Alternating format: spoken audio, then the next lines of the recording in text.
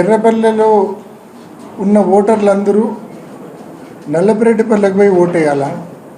నల్లపురెడ్డిపల్లెలో ఉన్న ఓటర్లందరూ పోయి ఎర్రపల్లెలో ఓటేయాలా? నల్లగొండవారిపల్లెలో దాదాపు 600 పైచిలుకు ఓట్లు ఉంటే ఆ 600 పైచిలుకు ఓటర్లు అందరూ నల్లపురెడ్డిపల్లెకు 4 కిలోమీటర్లకు ట్రావెల్ చేసి నల్లపురెడ్డిపల్లెలో ఓటేయాల్సిన పరిస్థితి. అదే నల్లపురెడ్డిపల్లె వాళ్ళందరూ మళ్ళా నల్లగొండవారిపల్లెకి వెళ్ళి ఓటేయాల్సిన పరిస్థితి.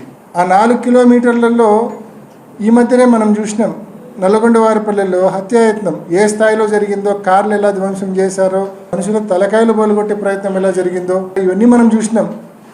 మరి ఆ 650 మంది ఓటర్లు ఏ ధైర్యంతో ఈ 4 కిలోమీటర్లు ప్రయాణం చేయగలరు? మనం చాలా చోట్ల ప్రతి ఎలక్షన్లో పోలింగ్ బూత్స్ షిఫ్ట్ చేయడము చూస్తూ ఉంటాము, సౌలభ్యం కోసం, ఓటర్ల సౌలభ్యం కోసం.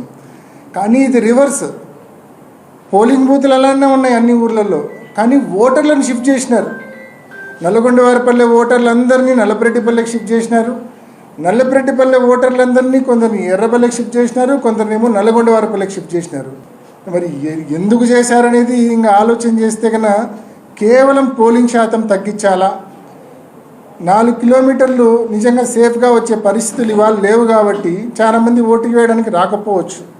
ఆ అడ్వాంటేజ్ టీడీపీ బహుశా పోలింగ్ బూతులను పోలీసులను అడ్డం పెట్టుకుని ఏమైనా అడ్వాంటేజ్ తీసుకునే ప్రయత్నం చేయడానిక? ప్రతి ఒక్కరూ వచ్చి ఓటేసేటట్లు సౌలభ్యం కల్పించాల్సిన బాధ్యత ఎన్నికల కమిషన్ది. మొత్తం దీని ఇంపాక్ట్ ఎంతమంది మీద ఉంటుంది అంటే 6 పోలింగ్ బూత్స్ మీద ఇంపాక్ట్ ఉంది.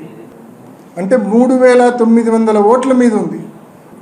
తన ఇంటి పక్కనే పోలింగ్ బూత్ ఉంటుంది, కానీ అక్కడ అతనికి ఓటు ఉండదు. అతను ఒక 4 కిలోమీటర్లు ప్రయాణం చేసి ఓటేయాల్సిన పరిస్థితి.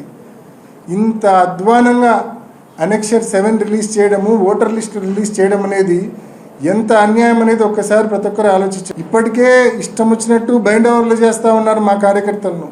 ఇప్పటికే ఇష్టం వచ్చినట్లు అటాక్లు చేస్తూ ఉన్నారు మా కార్యకర్తలను. ఇప్పటికే ఇష్టం వచ్చినట్లు తప్పుడు కేసులు పెడతా ఉన్నారు మా కార్యకర్తల మీద. ఇవన్నీ సరిపోనట్లు ఇంకో ఘనకార్యం చేశారు. అదేంటంటే మొత్తం ఓటర్లను షిఫ్ట్ చేసేసారు.